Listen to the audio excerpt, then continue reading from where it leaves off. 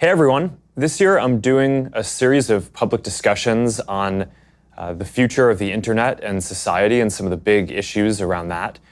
And today I'm here with Yuval Noah Harari, a great historian and best-selling author of a number of books. His first book, Sapiens, a brief history of humankind, kind of chronicled and did an analysis going from the early days of hunter-gatherer society to now how our civilization is organized. And your next two books, the Homo Deus, A Brief History of Tomorrow, and 21 Lessons for the 21st Century, actually tackle important issues of technology and the future.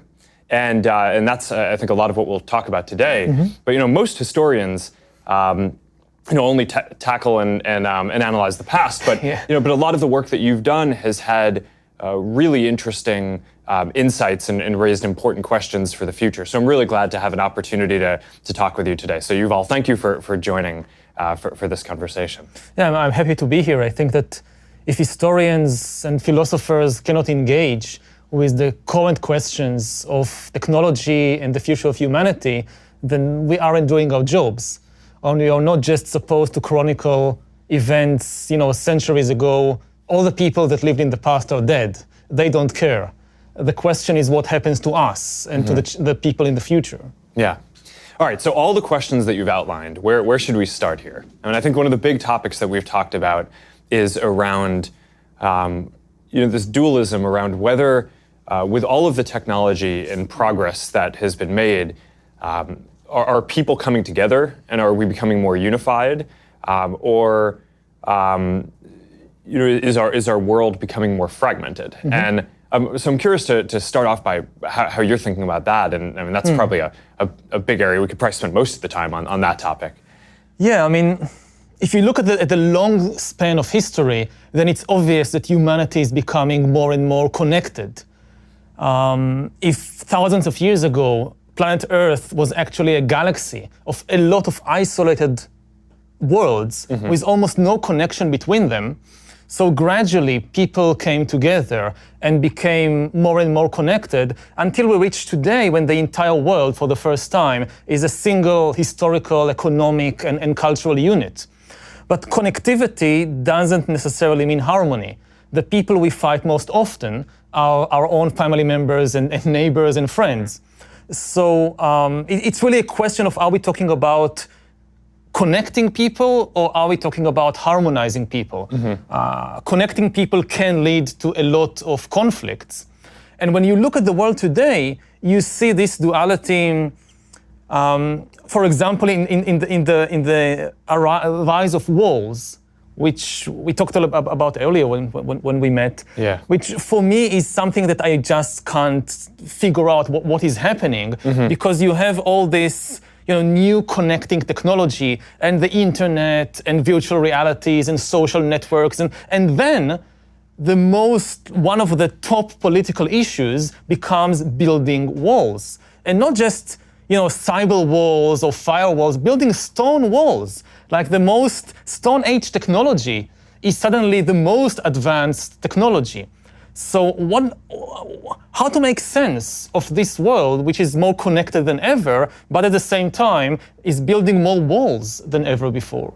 Yeah, well, I think one of the interesting questions is around whether there's actually so much of a conflict between these ideas of people becoming more connected and this fragmentation that you talk about. I mean, one of the things that it seems to me is that in the 21st century, in order to address the biggest opportunities and challenges that humanity has, right? So I think it's both opportunities, spreading prosperity, spreading peace, scientific progress, as well as some of the big challenges, right? Addressing climate change, making sure that, on the flip side, that diseases don't spread and there aren't epidemics and things like that. We really need to be able to come together and have the world be more connected. But at the same time, that only works if we as individuals have our economic and social and spiritual needs met.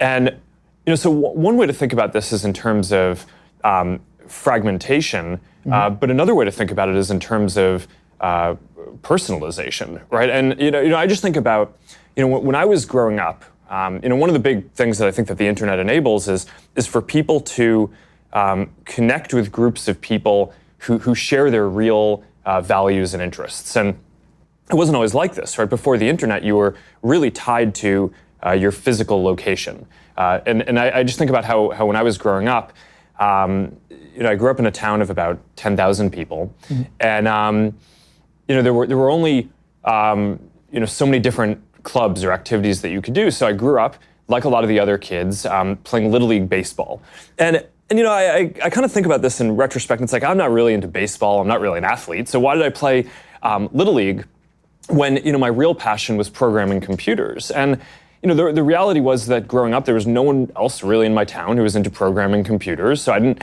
have a peer group or a club that I could do that. It wasn't until I went to boarding school and then later college where I actually was able to meet people who were into the same things as I am. And now I think with the internet, that's starting to change, right? And now you have the ability to not just be tethered to your physical location, but to find people who have more niche interests and different kind of subcultures and communities on the internet, which I think is a really powerful thing. But it also means that me growing up today, I probably wouldn't have played Little League. And you can think about me playing Little League as that could have been a unifying thing where there weren't that many things in my town, so that was a thing that brought people together. So maybe if I was creating or if I was a part of a community online that might have been more meaningful to me, getting to know real people, but around programming, which is my real interest, you would have said that our community growing up would have been more fragmented, right? And people wouldn't have had the same kind of sense of physical community. So when I think about these problems, one of the questions that I wonder is maybe fragmentation and personalization or finding what you actually care about are two sides of the same coin. But the bigger challenge that I worry about is whether there are a number of people who are just left behind in the transition, who were people who would have played Little League but haven't now found their new community and now just feel dislocated. And maybe their primary orientation in the world is still the physical community that they're in, or that they haven't really been able to find a community of people who they're interested in. And as the world has progressed, I think a lot of people feel lost in that way, and that probably contributes to some of the feelings. That would be my hypothesis, at least. That's the social version of it. There's also the economic version around globalization, which I think is as important. But I'm curious what you think about that. About the social issue, well, online communities can be a wonderful thing, but they are still incapable of replacing physical communities because there are still so many things that you can only do with your body and with your physical friends. And you can travel with your mind throughout the world, but not with your body. And there is a huge questions about the costs and benefits there, and also the ability of people to just escape things they don't like in online communities, but you can't do it in real offline communities. You can unfriend your Facebook friends, but you can't unneighbor your neighbors. They are still there. Yeah. You can take yourself and move to another country if you have the means, but most people can't. So part of the logic of traditional communities was that you must learn how to get along with people you don't like necessarily, maybe, and you must develop social mechanisms how to do that.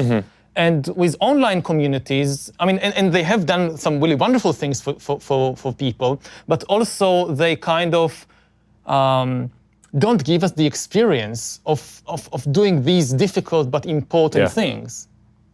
Yeah, and I definitely don't mean to state that that online communities can replace everything that a physical community did. The most meaningful online communities that we see are ones that span online and offline, that bring people together. Maybe the original organization might be online, but people are coming together physically, because that ultimately is really important for relationships and for because we're physical beings, right? So whether it's there are lots of examples around whether it's an interest community where people care about running, but they also care about cleaning up the environment. So a group of people organize online, and then they every week go for a run along a beach or through a town and clean up garbage. That's like a physical thing. I mean, we hear about communities where people, if you're in a profession, maybe the military or maybe something else where you have to move around a lot, people form these communities of military families or families of groups that travel around, and the first thing they do when they go to a new city is they find that community, and then that's how they get integrated into the local physical community too. So that's obviously a super important part of this that I don't mean to understand. Yeah, and then the question, the practical question for also a service provider like Facebook is, what is the goal? I mean, are we trying to connect people so ultimately they will leave the screens and go and play football or pick up garbage? Or are we trying to keep them as long as possible on the screens? And there is a conflict of interest there. Yeah. I mean, you could have, one model would be, we want people to stay as little as possible online. We just need them to stay there the shortest time necessary to form the connection, which they will then go and do something in the outside world. Yeah. And that's one of the key questions, I think, about what the internet is doing to people, whether it's connecting them or fragmenting society. Yeah, and I think your point is right. I mean, we've made this big shift in our systems to make sure that they're optimized for meaningful social interactions, which of course the most meaningful interactions that you can have are physical offline interactions. And there's always this question when you're building a service of how you measure the different thing that you're trying to optimize for. So, it's a lot easier for us to measure if people are interacting or messaging online than if you're having a meaningful connection physically. But there are ways to get at that. I mean, you can ask people questions about what the most meaningful things that they did. You can't ask, all 2 billion people, but you can have a statistical subsample of that and have people come in and tell you, okay, what are the most meaningful things that I was able to do today, and how many of them were enabled by me, connecting with people online, or how much of it was me connecting with someone physically, maybe around the dinner table, with content or something that I learned online or saw. So that is definitely a really important part of it. But I think one of the important and interesting questions is about the richness of the world that can be built, where you have, on one level, unification or this global connection, where there's a common framework where people can connect. Maybe it's through using common internet services, or maybe it's just common social norms as you travel around. One of the things that you'd pointed out to me in a previous conversation is now something that's different from in any other time in history is you could travel to almost any other country and look like you dress like you're appropriate and that you fit in there. And if 200 years ago or 300 years ago, that just wouldn't have been the case. If you went to a different country, you would have just stood out immediately. So there's this norm, there's this level of cultural norm that is united. But then the question is, what do we build on top of that? And I think one of the things that a broader kind of set of cultural norms or shared values and framework enables is a richer set of subcultures and subcommunities and people to actually go find the things that they're interested in lots of different communities to be created that wouldn't have existed before. Going back to my story before, it wasn't just my town that had Little League. I think when I was growing up, basically every town had very similar things. There's a Little League in every town, and maybe instead of every town having Little League, there should be Little League should be an option. But if you wanted to do something that not that many people were interested in my case, programming, in other people's case, maybe interest in some part of history or some part of art, that there just may not be another person in your 10,000 person town who share that interest. I think it's good if you can form those kind of communities, and now people have can find connections and can find a group of people who share their interest. And I think that there's a question, though, of you can look at that as fragmentation, right? Because now we're not all doing the same things, right? We're not all, going to church and playing Little League and doing the exact same things. Or you can think about that as richness and depthness in our social lives. And I just think that that's an interesting question: is where you want the commonality across the world and the connection, and where you actually want that commonality to enable deeper richness, even if that means that people are doing different things. And I'm curious if you have a view on that, and where that's positive versus where that creates a lack of social cohesion. Yeah, I think almost nobody would argue with the benefits of richer social environment in which people have more options to connect around all kinds of things. The key question is, how do you still create enough social cohesion on a level of a country, and increasingly also on the level of the entire globe, in order to tackle our main problems? I mean, we need global cooperation like never before, because we are facing unprecedented global problems. We just had Earth Day, and it should be obvious to everybody, we cannot deal with the problems of the environment, of climate change, except through global cooperation. Similarly, if you think about the potential disruption caused by new technologies like artificial intelligence, we need to find a mechanism for global cooperation around issues like how to prevent an AI arms race, how to prevent different countries racing to build autonomous weapon systems and killer robots, and weaponizing the internet and weaponizing social networks. Unless we have global cooperation, we can't stop that, because every country will say, well, we don't want to produce killer robots, it's a bad idea, but we can't allow our rivals to do it before us, so we must do it first. And then you have a race to the bottom. Similarly, if you think about the potential disruptions to the job market and the economy caused by AI and automation, so it's quite obvious that there will be jobs in the future, but will they be evenly distributed between different parts of the world? One of the potential results of the AI revolution could be the concentration of immense wealth in some parts of the world, and the complete bankruptcy of other parts.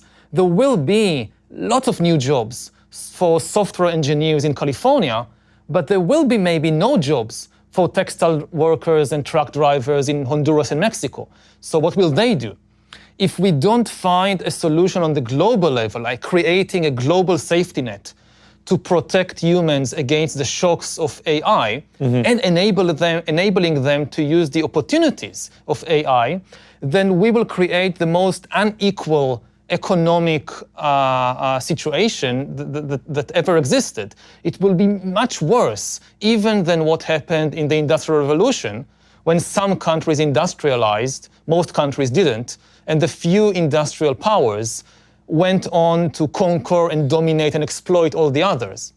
So how do we create enough global cooperation so that the enormous benefits of AI and automation don't go only, say, to California and Eastern China, while the rest of the world is being left far behind? Yeah, I think that's important. So I would unpack that into two sets of issues. One around AI and the future economic and geopolitical issues around that, and let's put that aside for a second, because I actually think we should spend 15 minutes on that. I mean, that's a big set of things. But then the other question is around, how do you create the global cooperation that's necessary to take advantage of the big opportunities that are ahead and to address the big challenges, right? I don't think it's just fighting crises like climate change. I think that there are massive opportunities around global spreading prosperity, spreading more human rights and freedom. Those are things that come with trade and connection as well. So I think that you want that for the upside.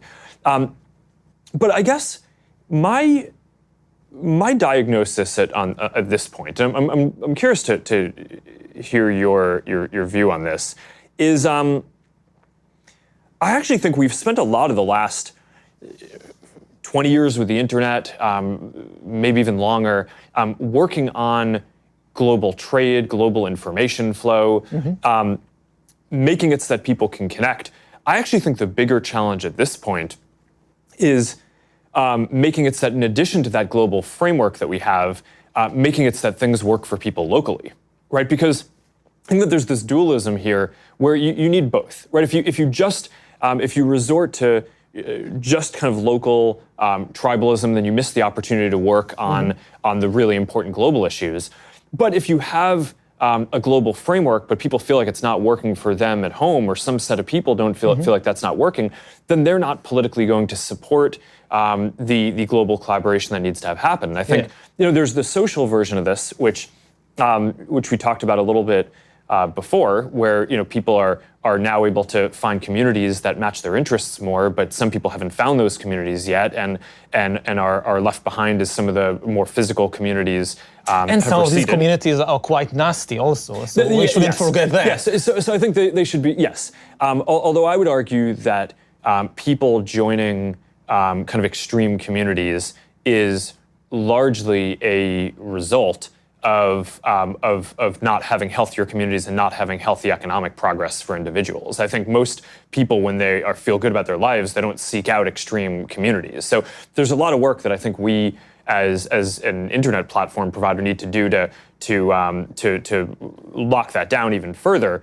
But I actually think creating prosperity is probably one of the better ways at a macro level to go at that. But I guess I would maybe just stop there a little. People that feel good about themselves have done some of the most terrible things in human history.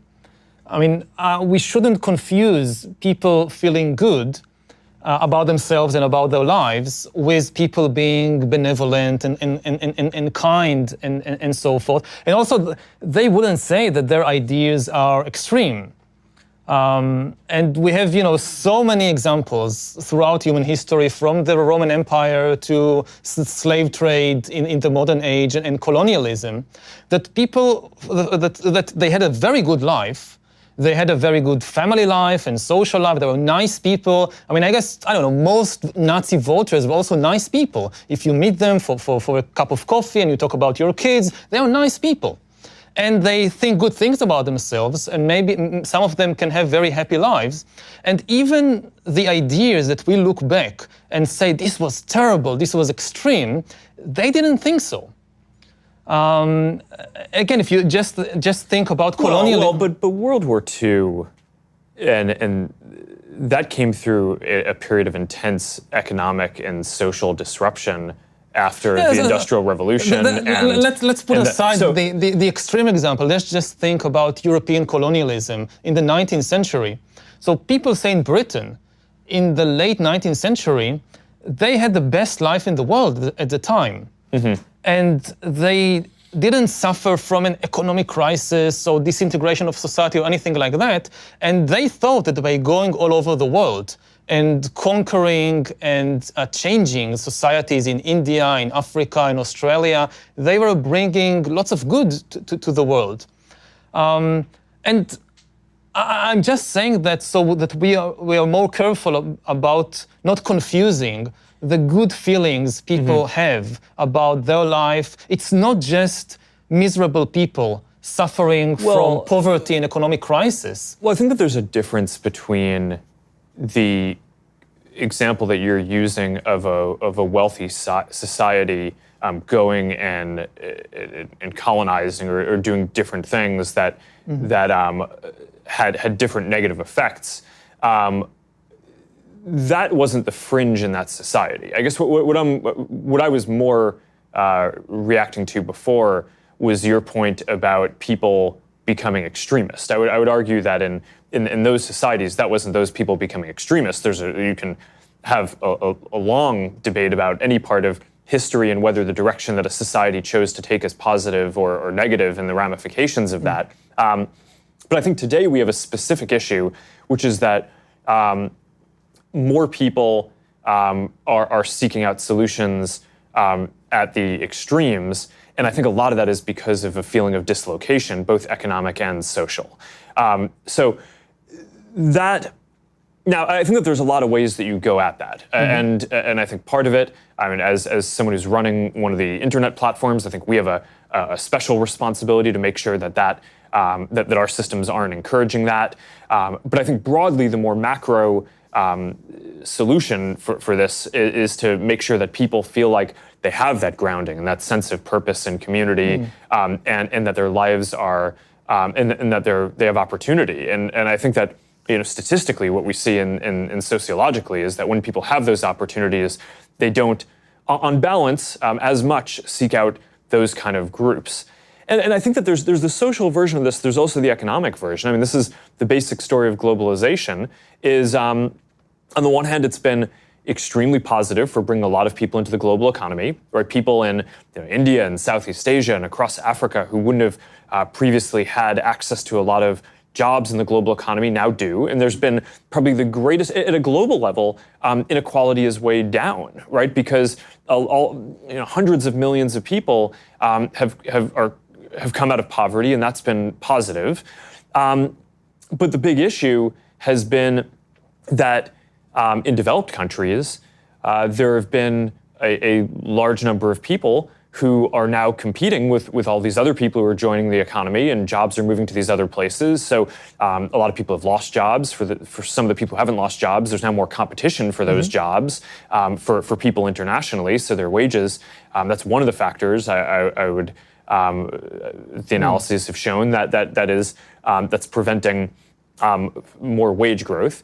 And there are 5 to 10% of people, according to a lot of the analyses that I've shown, who are actually in absolute terms worse off because of globalization. Now, that doesn't necessarily mean that globalization for the whole world is negative. I think in general it's been on balance positive, but the story we've told about it has probably been too optimistic in that we've only talked about the positives and how it's good as this global movement to bring people out of poverty and create more opportunities. And the reality, I think, has been that it's been net very positive. But if there are 5 or 10% of people in the world who are worse off, there's 7 billion people in the world. So that's many hundreds of millions of people. The majority of whom are likely in the most developed countries in the U.S. and across Europe. That's going to create a lot of political pressure on those in those countries. So in order to have a global system that works, it feels like you need it to work at the global level,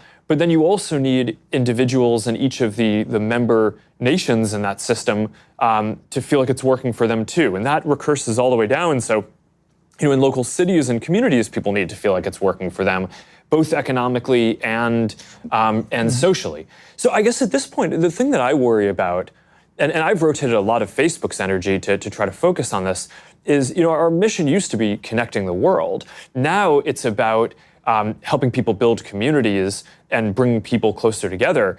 And a lot of that is because I actually think that the thing that we need to do to support more global connection at this point is making sure that things work for people locally. That in a lot of ways we've made it so the internet, so that an emerging creator can. But how do you balance working it locally for people in the American Midwest and at the same time working it better for people in Mexico or South America or Africa? I mean, part of the imbalance is that when people in Middle America are angry, everybody pays attention, because they have their finger on the button. But if people in Mexico or people in Zambia feel angry, we care far less, because they have far less power. I mean, the pain, and I'm not saying the pain is not real, the pain is definitely real, but the pain of somebody in Indiana reverberates around the world far more than the pain of somebody in Honduras or in the Philippines, simply because of the imbalances of the power in the world. And I mean, earlier, what we said about fragmentation, I know that Facebook faces a lot of criticism about kind of encouraging some people to move to these extremist groups. But that's a big problem, but I don't think it's the main problem. I think also it's something that you can solve if you put enough energy into that. That is something you can solve. But this is the problem that gets most of the attention now. What I worry more, again, not just about Facebook, about the entire direction that the new internet economy and the new tech economy is going towards, is increasing inequality between different parts of the world, which is not the result of extremist ideology, but the results of a certain economic and political model. And secondly, undermining human agency and undermining the basic philosophical ideas of democracy and the free market and individualism. These, I would say, my two greatest concerns about the development of technology like AI and machine learning. And this will continue to be a major problem, even if we find solutions to the issue of social extremism in particular groups. Mm-hmm. Yeah, I certainly agree that extremism is I would think about it more as a symptom and a big issue that needs to be worked on.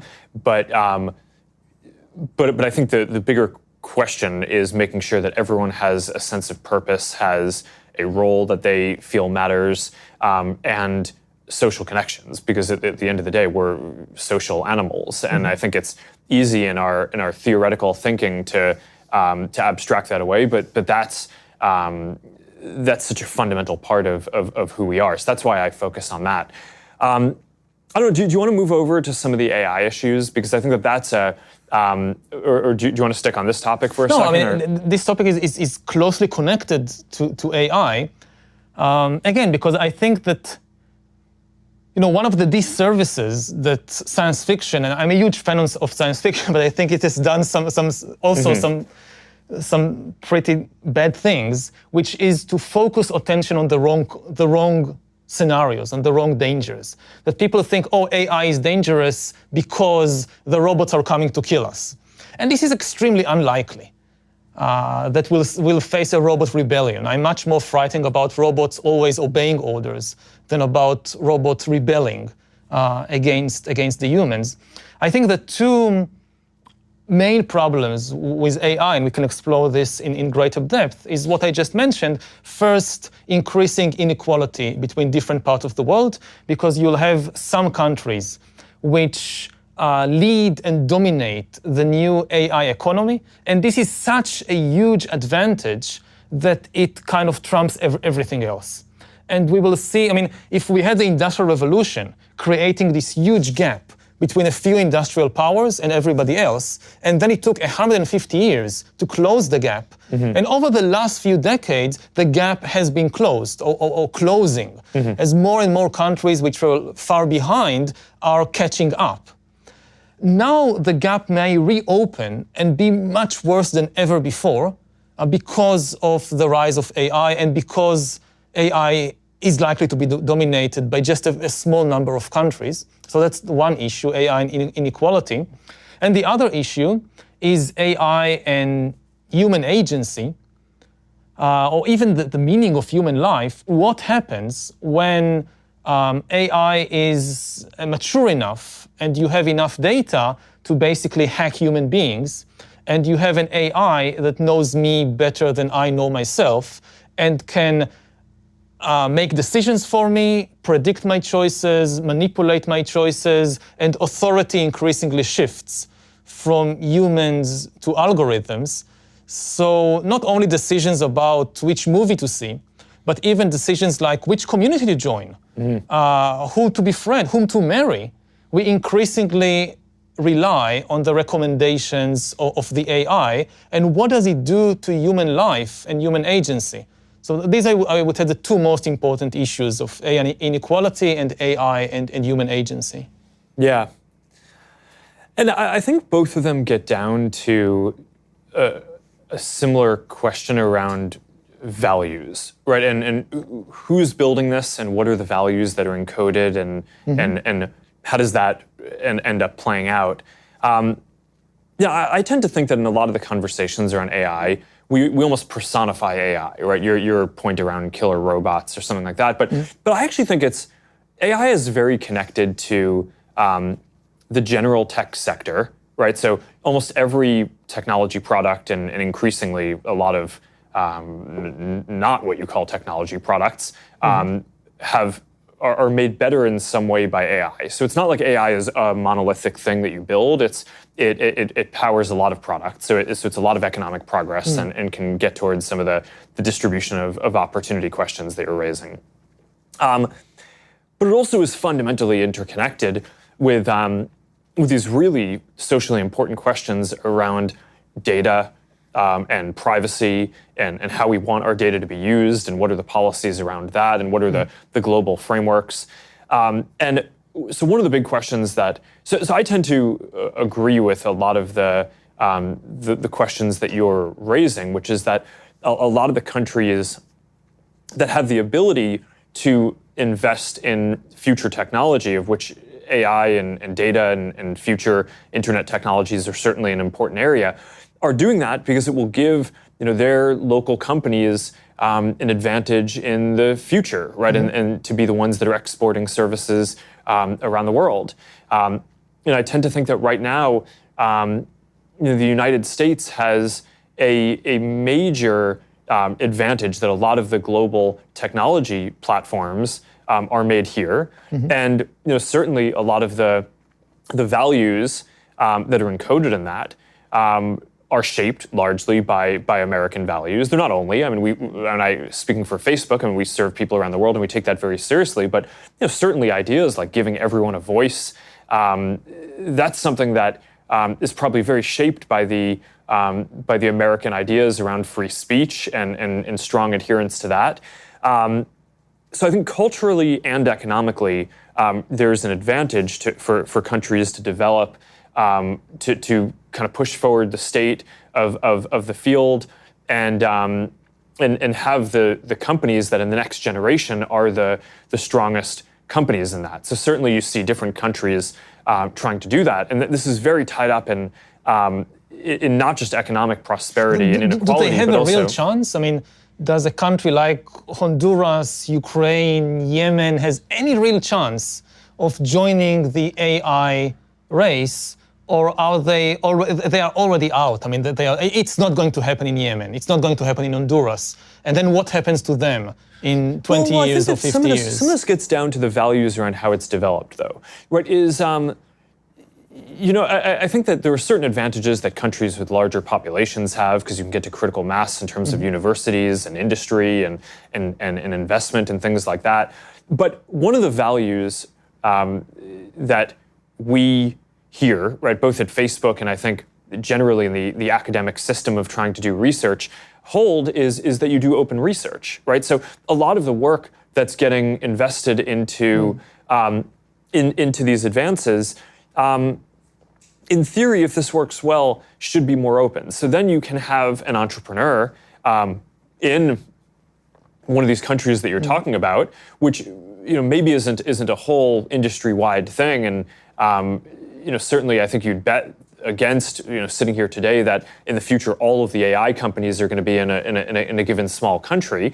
But I don't think it's far-fetched to believe that there will be an entrepreneur in some place who can use Amazon Web Services to spin up instances for compute, who can hire people across the world in a globalized economy and can leverage research that has been done in the US or across Europe or in different open academic institutions or companies that increasingly are publishing their work that are pushing the state-of-the-art forward on that. So I think that there's this big question about what we want the future to look like. And part of the way that I think we want the future to look is we want it to be open. We want the research to be open. I think we want the internet to be a platform. And this gets back to your unification point versus fragmentation.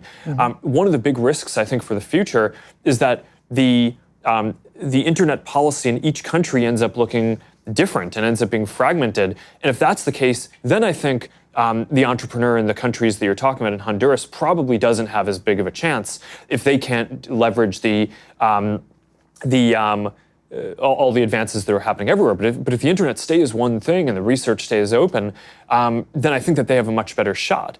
So when I look towards the future, one of the things that I just get very worried about is the values that I just laid out are not values that all countries share. And when you get into some of the more authoritarian countries and their data policies, they're very different from the kind of regulatory frameworks that across Europe and across a lot of other people are talking about or have put into place. And just to put a finer point on it, recently I've come out and I've been very vocal that I think that more countries should adopt a privacy framework like GDPR in Europe.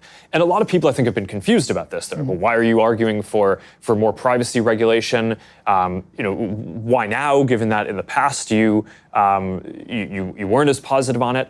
And I think part of the reason why I am so focused on this now is I think at this point, people around the world recognize that these questions around data and AI and technology are important. So there's going to be a framework in every country. I mean, it's not like there's not going to be regulation or policy. So I actually think the bigger question is, what is it going to be?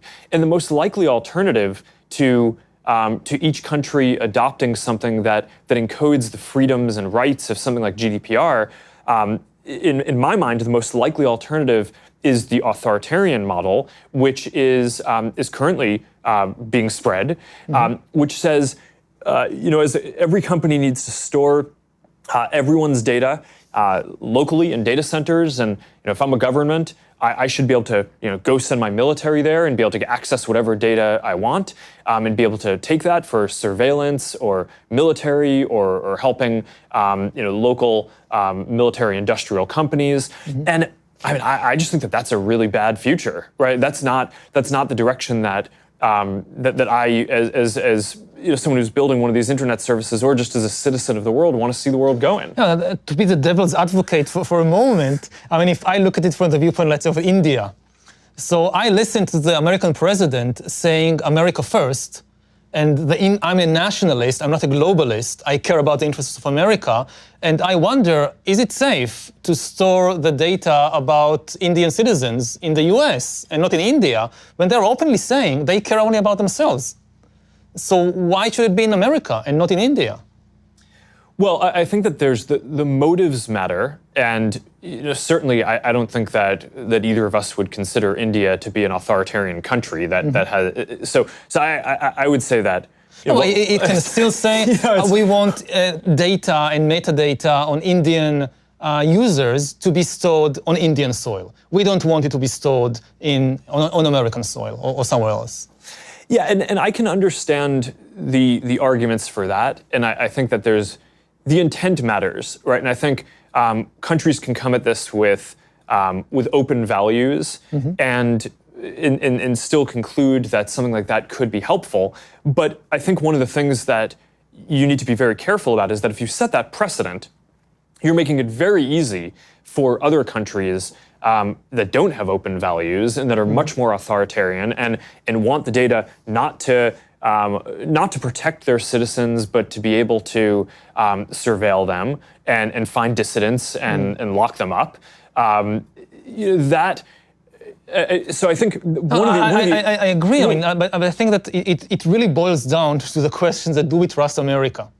And given the past 2-3 years, people in more and more places around the world. I mean, previously, say if we were sitting here 10 years ago, or 20 years ago, or 40 years ago, then America declared itself to be the leader of the free world. We can argue a lot whether this was the case or not, or at least on the declaratory level, this was how America presented itself to the world. We are the leaders of the free world, so trust us, we care about freedom. But now we see a different America. America which doesn't want even to be, again, it's not a question of even what they do, but how America presents itself no longer as the leader of the free world, but as a country which is interested above all in itself and in its own interests. And just this morning, for instance, I read that the US is considering having a veto on the UN resolution against using sexual violence as a weapon of war. And the US is the one that thinks of vetoing this. And as somebody who is not a citizen of the US, I ask myself, can I still trust America to be the leader of the free world if America itself says, I don't want this role anymore?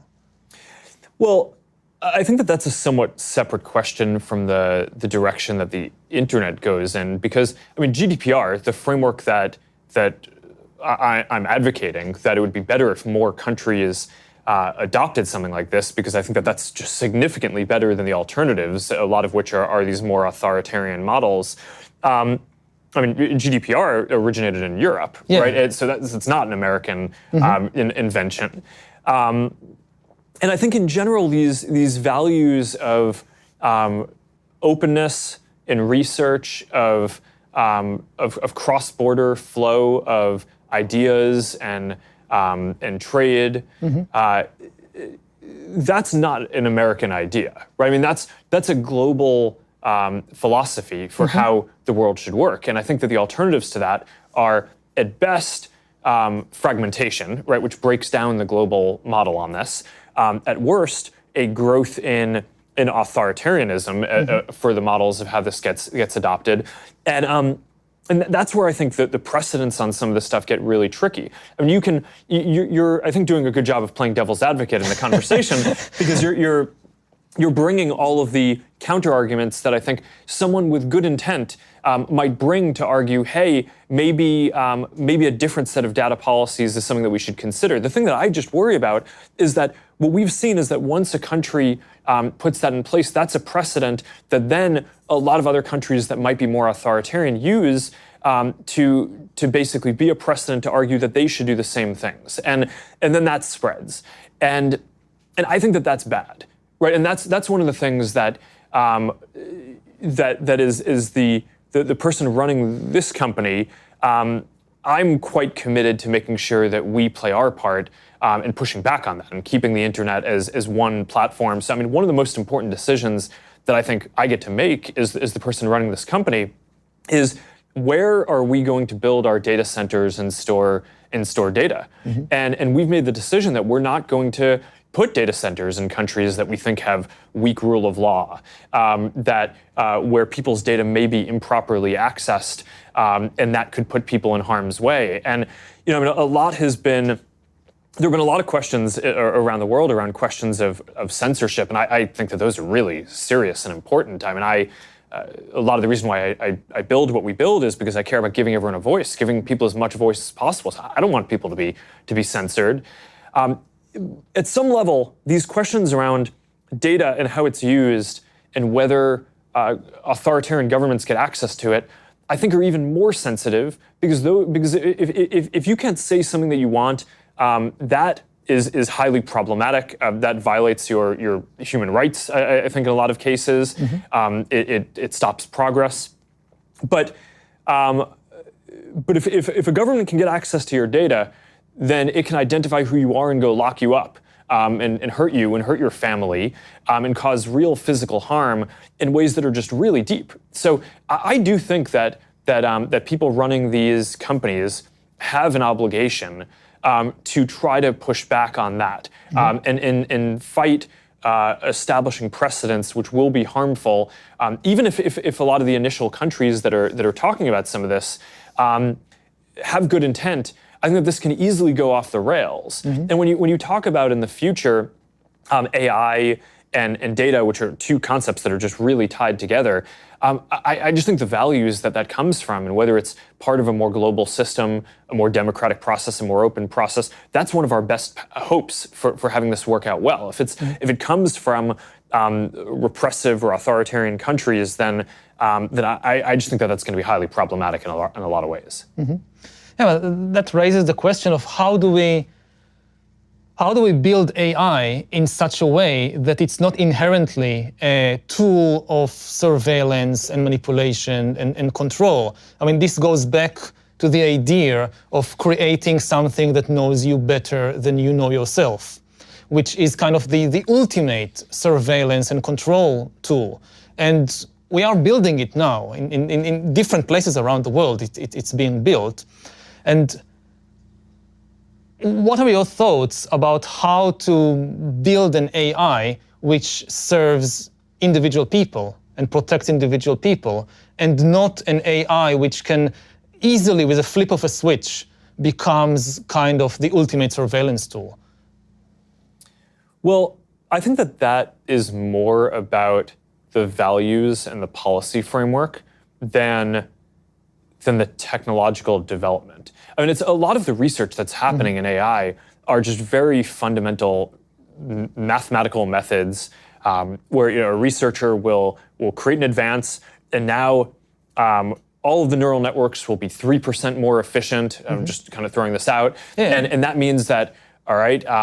Newsfeed will be a little bit better for people. Our systems for detecting things like hate speech will be a little bit better. But our ability to find photos of you that you might want to review will be better. But all these systems get a little bit better. So now I think the bigger question is you have places in the world where governments are choosing to use that technology and those advances for things like widespread face recognition and surveillance. And those countries, I mean, China's doing this, they create a real feedback loop, which advances the state of that technology where they say, okay, well, we want to do this. So now there's a set of companies that are sanctioned to go do that and are getting access to a lot of data to do it because it's allowed and encouraged. So that is advancing and getting better and better. That's not a mathematical process. That's kind of a policy process that they want to go in that direction. Those are the values,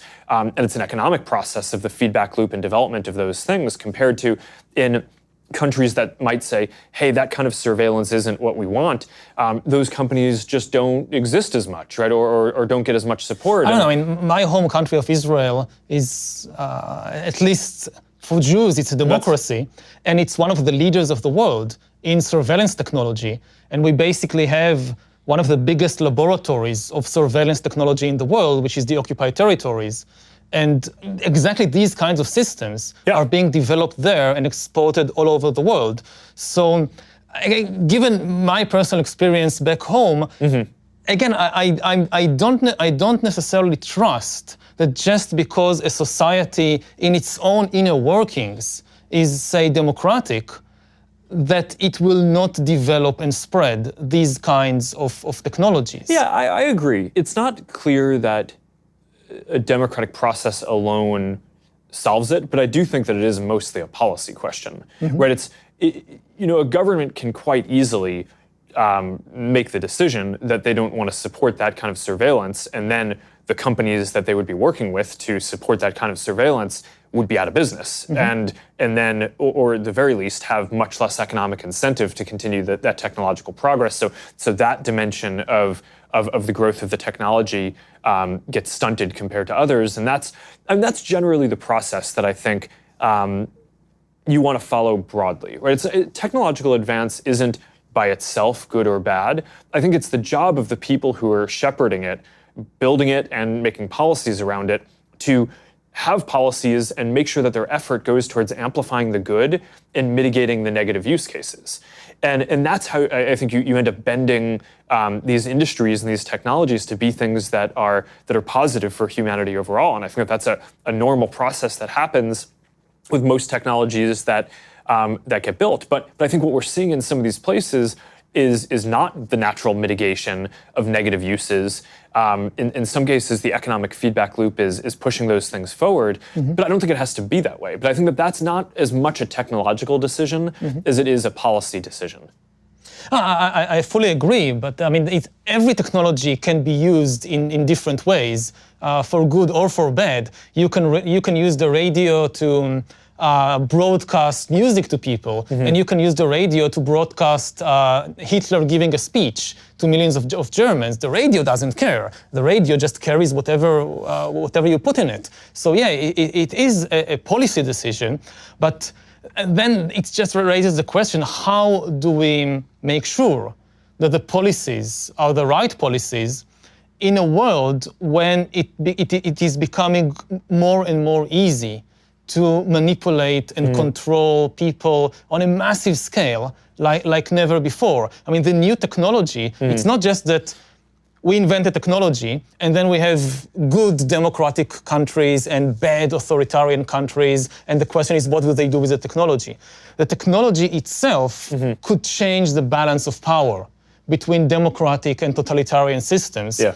And I fear that the new technologies are giving an inherent advantage, not necessarily overwhelming, but they do tend to give an inherent advantage to totalitarian regimes, because the biggest problem of totalitarian regimes in the 20th century, which eventually led to their downfall, is that they couldn't process the information efficiently enough. Mm-hmm. If you think about the Soviet Union, so you have this model, an information processing model, which basically says we take all the information from the entire country, move it to one place, to Moscow, there it gets processed, decisions are made in one place, and transmitted back as commands. This was the Soviet model of information processing. And versus the American version, which was, no, we don't have a single center. We have a lot of organizations and a lot of individuals and businesses, and they can make their own decisions. In the Soviet Union, there is somebody in Moscow. If I live in some small farm or kolkhoz in Ukraine, there is somebody in Moscow who tells me how many radishes to grow this year, because they know. And in America, I decide for myself with, I get signals from the market and I decide. And the Soviet model just didn't work well because of the difficulty of processing so much information quickly with 1950s technology. And this is one of the main reasons why the Soviet Union lost the Cold War to the United States. But with the new technology, it might become, it's not certain, but one of my fears is that the new technology suddenly makes central information processing far more efficient than ever before, and far more efficient than distributed data processing. Because the more data you have in one place, the better your algorithms, and so on and so forth. And this kind of tilts the balance between totalitarianism and democracy in favor of totalitarianism. And I wonder, what are your thoughts on this issue? Well, I'm more optimistic about about democracy in this. I think the way that the democratic process needs to work is people start talking about these problems, and then even if it seems like it starts slowly in terms of people caring about data issues and technology policy, because it's a lot harder to get everyone to care about it than it is just a small number of decision makers. So I think that the history of democracy versus more totalitarian systems is it always seems like the totalitarian systems are going to be more efficient and the democracies are just going to get left behind. But smart people, people start discussing these issues and caring about them. And I do think we see that people do now care much more about their own privacy, about data issues, about the technology industry. People are becoming more sophisticated about this. They realize that that having a lot of your data stored can both be an asset because it can help provide a lot of benefits and services to you, but increasingly maybe it's also a liability because there are hackers and nation states who might be able to break in and use that data against you or exploit it or reveal it. So maybe people don't want their data to be stored forever. Maybe they want it to be reduced in permanence. Maybe they want it all to be end-to-end encrypted as much as possible in their private communications. People really care about this stuff in a way that they didn't before. And that's certainly over the last several years, that's grown a lot. So I think that conversation is the normal democratic process. And I think what's going to end up happening is that by the time you get people broadly aware of the issues and on board, that is just a much more powerful approach, where then you do have people in a decentralized system who are capable of making decisions, who are smart, who I think will generally always do it better than too centralized of an approach. And here is, again, a place where I worry that personifying AI and saying AI is a thing, right? That an institution will develop, and it's almost like a sentient being. I think mischaracterizes what it actually is, right? It's a set of methods that make everything better, let me retract that. That's way too broad. It's a lot of technological processes more efficient, and I think that's. But that's the worry. It makes also. That's not just for centralized folks, right? In our context, so we build our business is this ad platform, and a lot of the way that can be used now is we have 90 million small businesses that use our tools. And now, because of this access to technology, they have access to the same tools to do advertising and marketing and reach new customers and grow jobs that previously only the big companies would have had. And that's a big advance, and that's a massive decentralization. When people talk about our company and the internet platforms overall, they talk about how there's a small number of companies that are big, and that's true, but the flip side of it is that now there are billions of people around the world who have a voice, that they can share information more broadly, and that's actually a massive decentralization in power, and kind of returning power to people. Similarly, people have access to more information, have access to more commerce. That's all positive. So I don't know. I'm an optimist on this. I think we have real work cut out for us, and I think that the challenges that you raise are the right ones to be thinking about, because if we get it wrong, that's the way in which I think it will go wrong.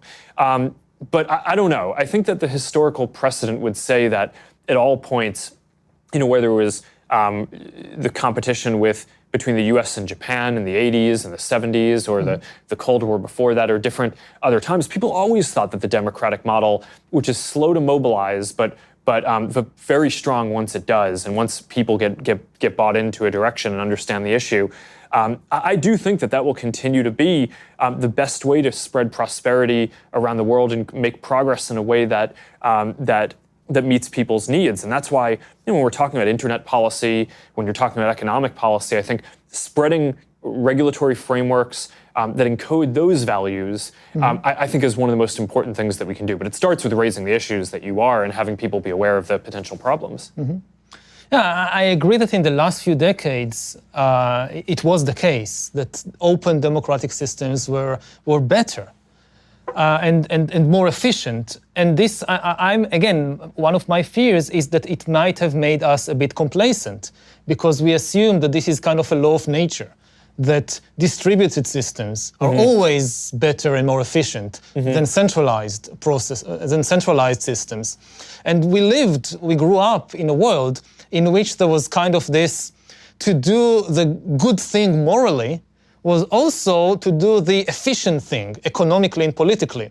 And a lot of countries liberalized their economy, their society, their politics over the last 50 years, more because they were convinced of the efficiency argument than of the deep moral argument. And what happens if efficiency and morality suddenly split? Which have happened before in history. I mean, the last 50 years are not representative of the whole of history. We had many cases before in human history in which repressive, centralized systems were more efficient, and therefore you got these repressive empires. And there is no law of nature which says that this cannot happen again. And again, my fear is that the new technology might tilt that balance. And just by making central data processing far more efficient, it could give a boost to totalitarian regimes.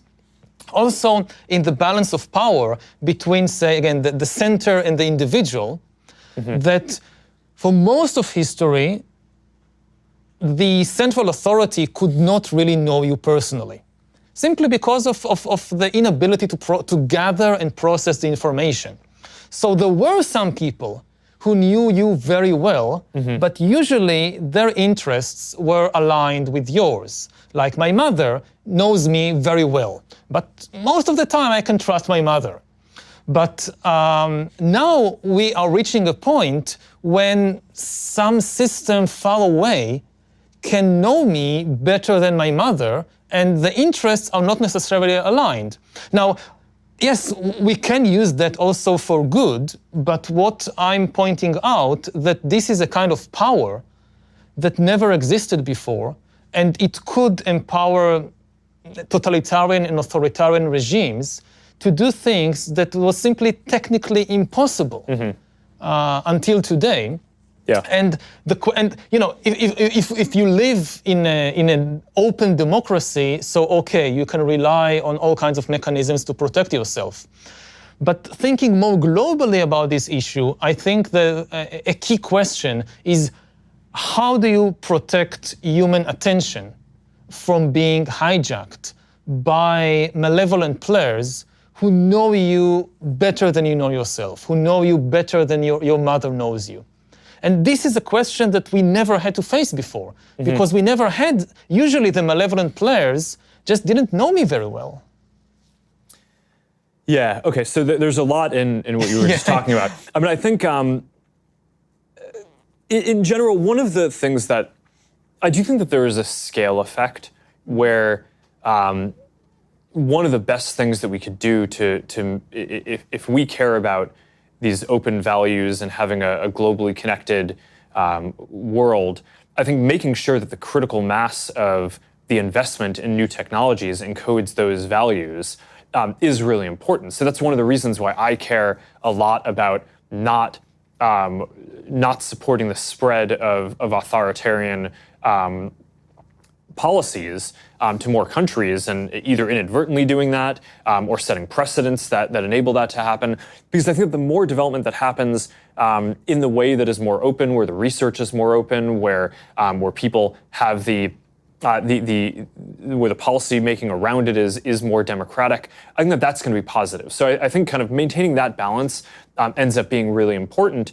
And one of the reasons why I think democratic countries over time tend to do better on serving what people want is because there's no metric to optimize the society, right? It's when you talk about efficiency, a lot of what people are talking about is economic efficiency, right? Are we increasing GDP? Are we increasing jobs? Are we decreasing poverty? And those things are all good, but I think part of what the democratic process does is people get to decide on their own which of the dimensions in society matter the most to them in their lives. If you can hijack people's attention and manipulate them, then people deciding on their own just doesn't help, because I don't realize it. Somebody manipulated me to think that this is what I want.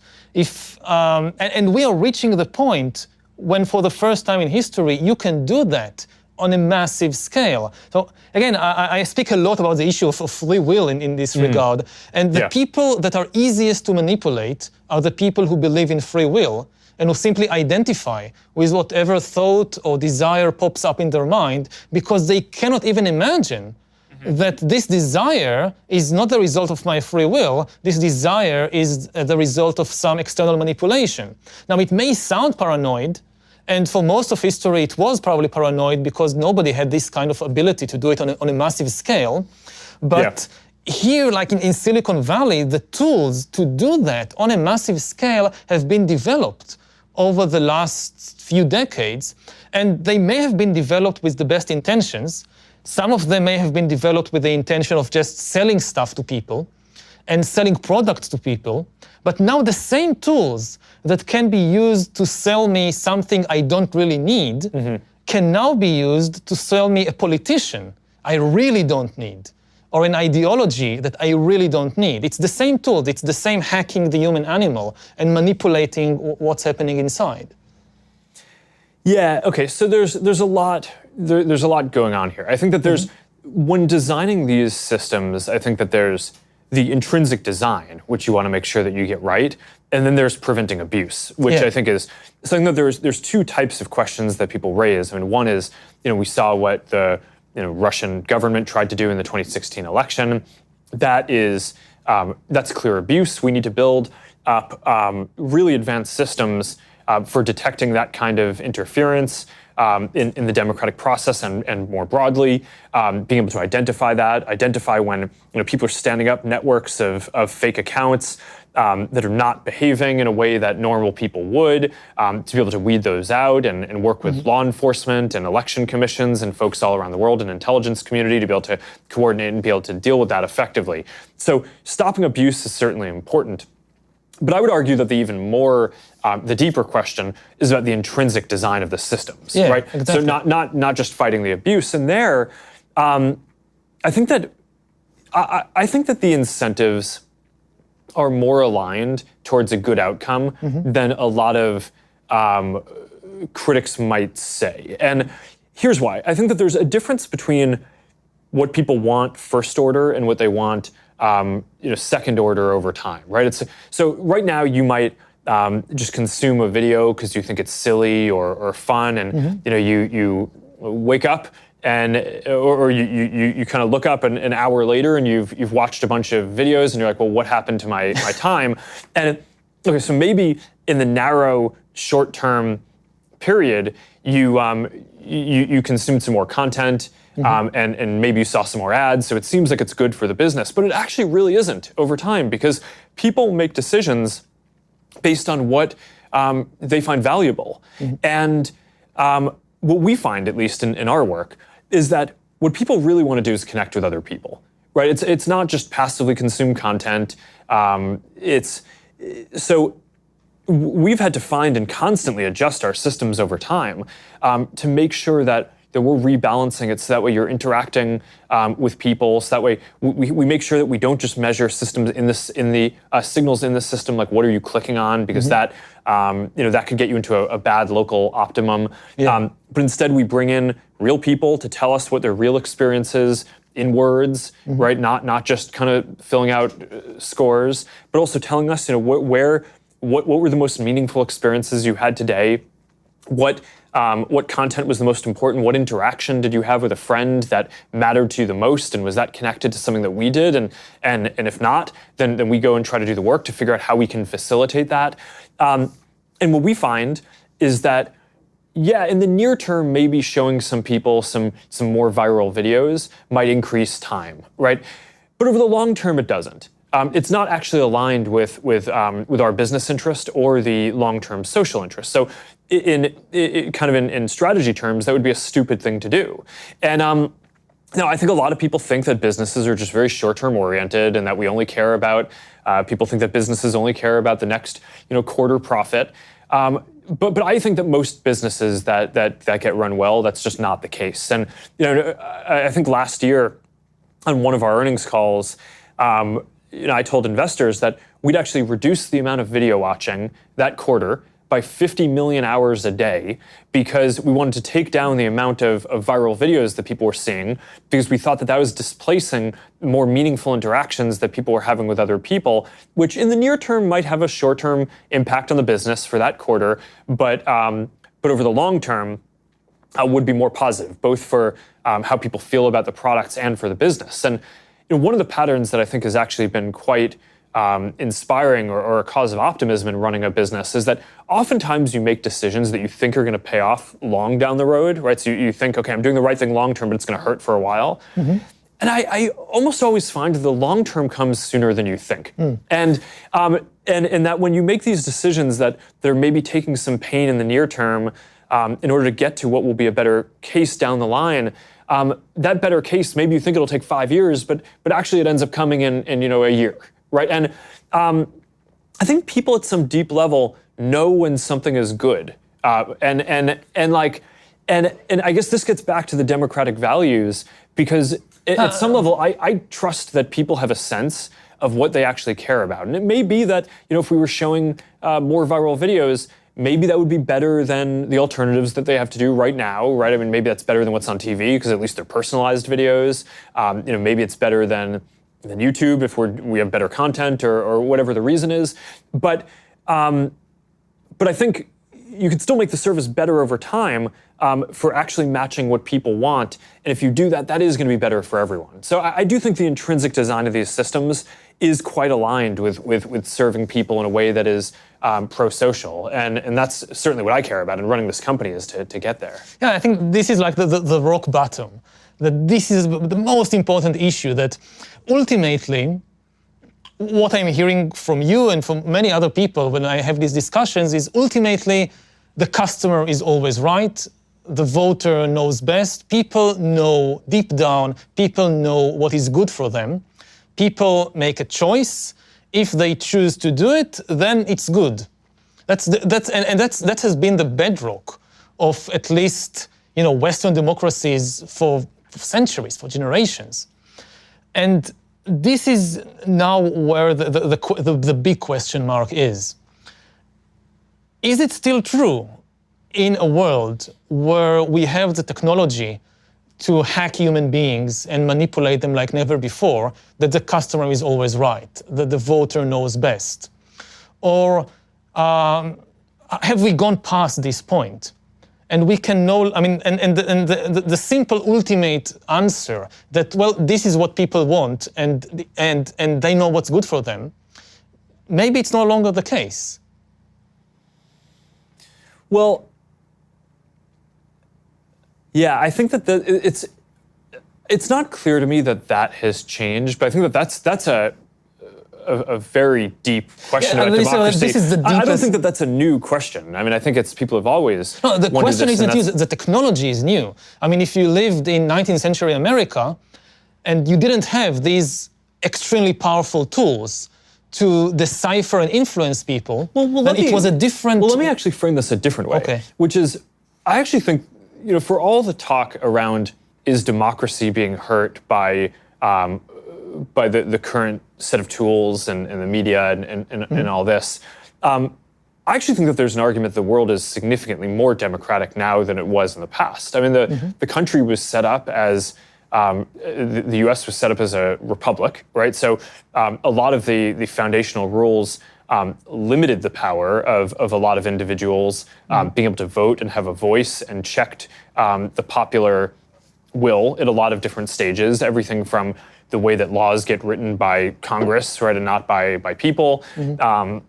So to everything to the Electoral College, and which a lot of people think today is undemocratic, but it was put in place because of a set of values that a democratic republic would be better. I actually think what has happened today is that increasingly more people are enfranchised and more people have a voice. More people are getting the vote, but increasingly people have a voice, more people have access to information. And I think a lot of what people are asking is that good? It's not necessarily the question of, okay, the democratic process has been the same, but now the technology is different. I think the technology has made it so individuals are more empowered, and part of the question is that the world that we want? And again, this is an area where it's not that, all these things are with challenges, right? And often progress causes a lot of issues, and it's a really hard thing to reason through. Wow, we're trying to make progress and help all these people join the global economy, or help people join the communities and have the social lives that they would want and be accepted in different ways. But it comes with this dislocation in the near term, and that's a massive dislocation, so that seems really painful. But I actually think that you can make a case that we are at and continue to be at the most democratic time. And I think that overall, in the history of our country at least, when we've gotten more people to have the vote, and we've gotten more representation, and we've made it so people have access to more information, and more people can share their experiences, I do think that that's made the country stronger and has helped progress. And it's not that this stuff is without issues. It has massive issues, but that's at least the pattern that I see, and why I'm optimistic about a lot of the work. I agree that more people have more voice than ever before, both in the US and globally. I think you're absolutely right. My concern is to what extent we can trust the voice of people, to what extent I can trust my voice. We have this picture of the world, that I have this voice inside me which tells me what is right and what is wrong. And the more I'm able to express this voice in the outside world and influence what's happening, and the more people can express their voices, it's better, it's more democratic. But what happens if at the same time that more people can express their voices, it's also easier to manipulate your inner voice? To what extent you can really trust that the thought that just popped up in your mind is the result of some free will, and not the result of an extremely powerful algorithm that understands what's happening inside you and knows how to push the buttons and press the levers and is serving some external entity. And it has planted this thought or this desire that you now express. So it's two different issues of giving people voice and trusting. And again, I'm not saying I know everything, but all these people that now join the conversation, we cannot trust their voices. I'm asking this about myself, to what extent I can trust my own inner voice. And I spend 2 hours meditating every day. And I go on these long meditation retreats. And my main takeaway from that is it's craziness inside there. And it's so complicated. And the simple, naive belief that the thought that pops up in my mind, this is my free will, this was never the case. But if, say, 1,000 years ago, the battles inside were mostly between, neurons and biochemicals and childhood memories and all that, increasingly, you have external actors going under your skin and into your brain and into your mind. And how do I trust that my amygdala is not a Russian agent now? How do I know? The more we understand about the extremely complex world inside us, the less easy it is to simply trust what this inner voice is saying. Yeah, I understand the point that you're making. As one of the people who's running a company that develops ranking systems to try to help show people content that's going to be interested to them,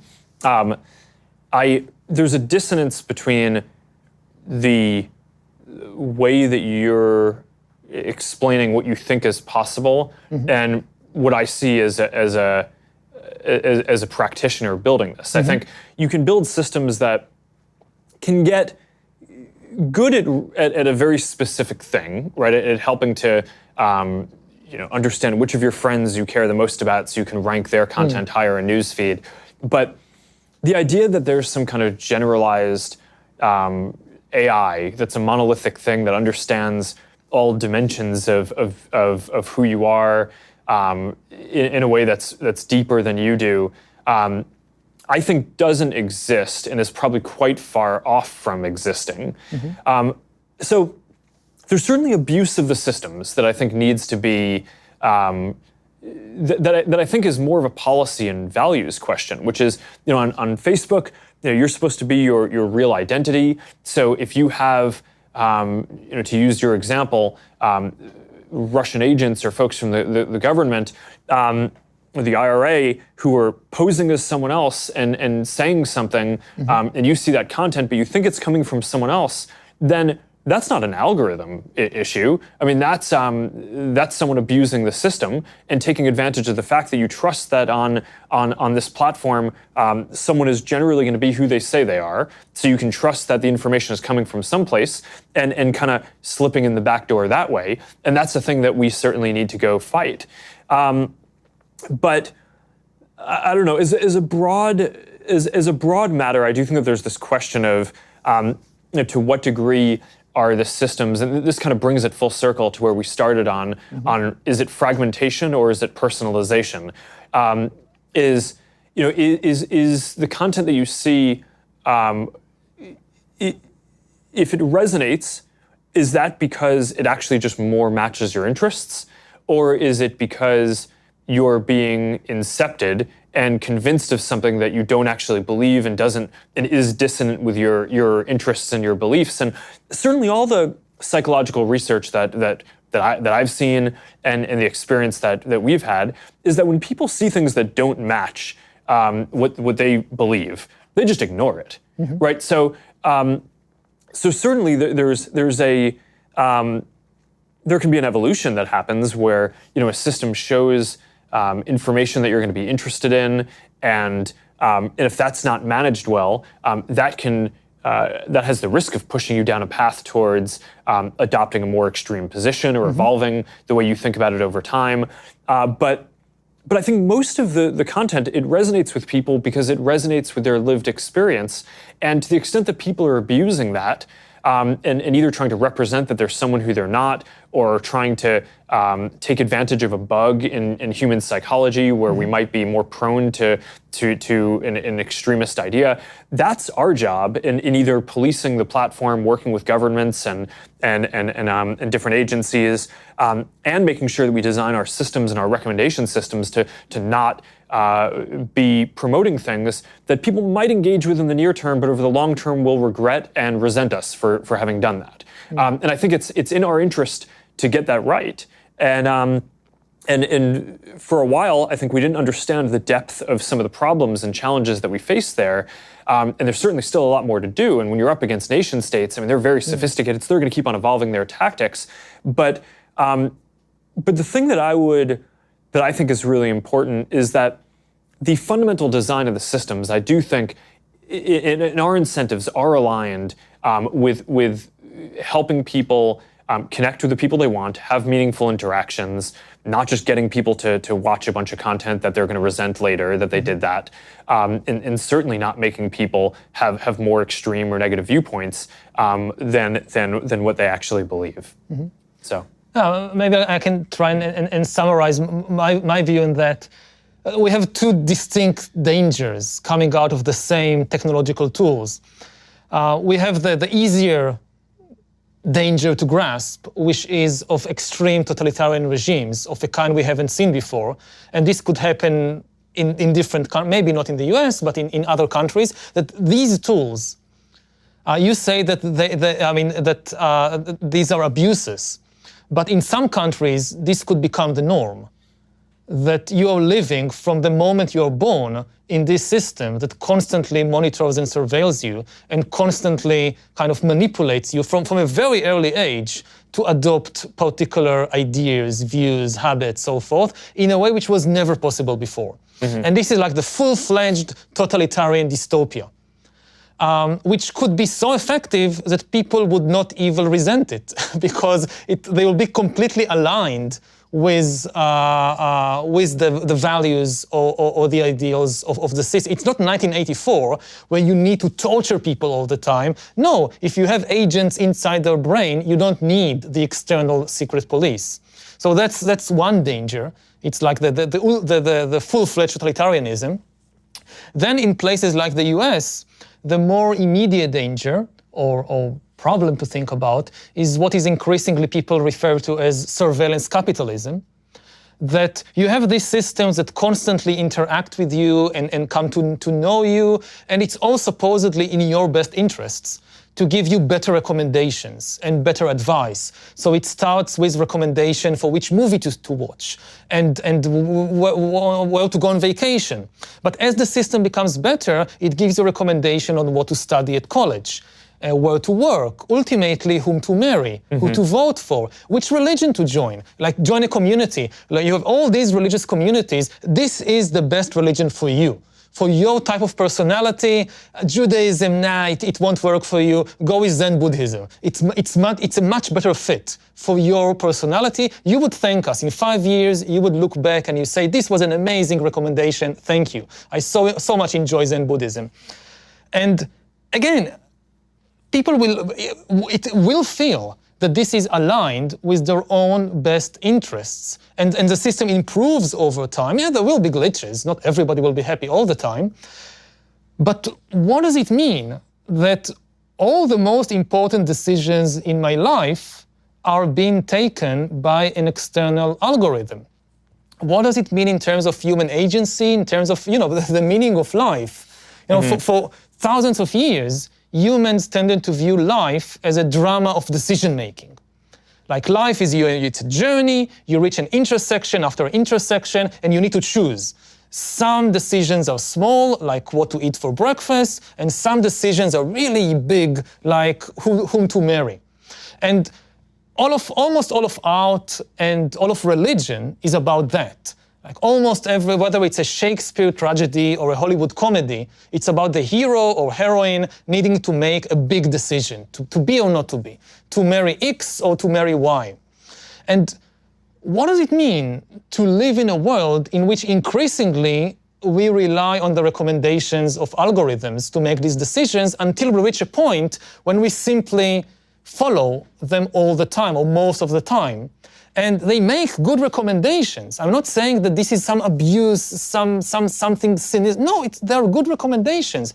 But we don't have a model for understanding what is the meaning of human life in such a situation. Well, I think the biggest objection that I'd have to both of the ideas that you just raised is that we have access to a lot of different sources of information, a lot of people to talk to about different things. And it's not just like there's one set of recommendations or a single recommendation that gets to dominate what we do, and that gets to be overwhelming, either in the totalitarian or the capitalist model of what you were saying. To the contrary, I think people really don't like and are very distrustful when they feel like they're being told what to do or just have a single option. One of the big questions that we've studied is how to address when there's a hoax or clear misinformation. And the most obvious thing that it would seem like you'd do intuitively is tell people, hey, this seems like it's wrong. Mm-hmm. Here is the other point of view that is right.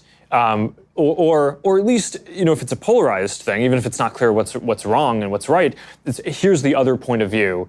If you're on any given issue.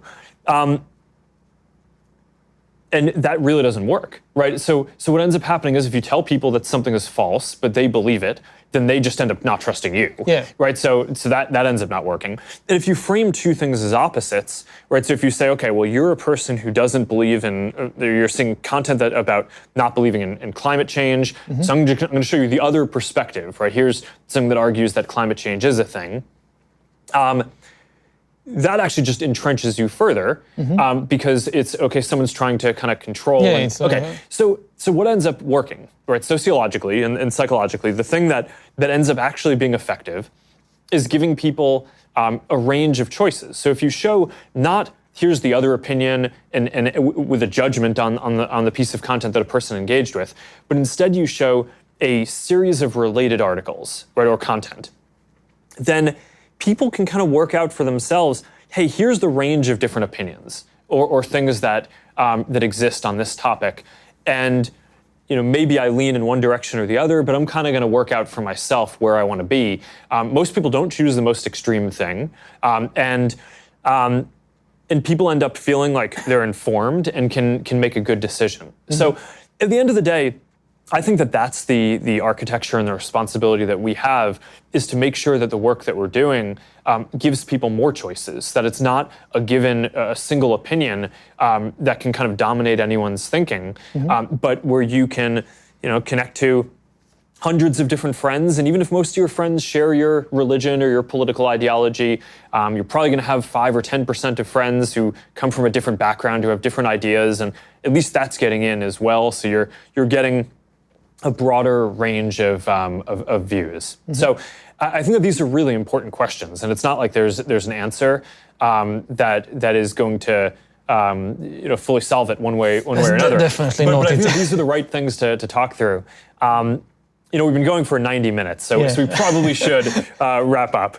But I think we have a lot of material to cover in the next one of these that hopefully we'll get to do at some point in the future. And thank you so much for coming and joining and doing this. This has been a really interesting series of important topics to discuss. Yeah, so thank you for hosting me, and for being open about these very difficult questions, which I know that you being the head of a global corporation, I can just sit here and speak whatever I want, but you have many more responsibilities on your head. So I appreciate that kind of you putting yourself on the firing line and dealing with these questions. Thanks. All right. Thank you. Yeah.